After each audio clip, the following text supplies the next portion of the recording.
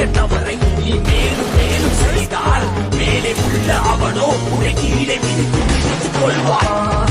வரவா வரவா உன்னை துரத்தி வரவா, நீ நினைச்ச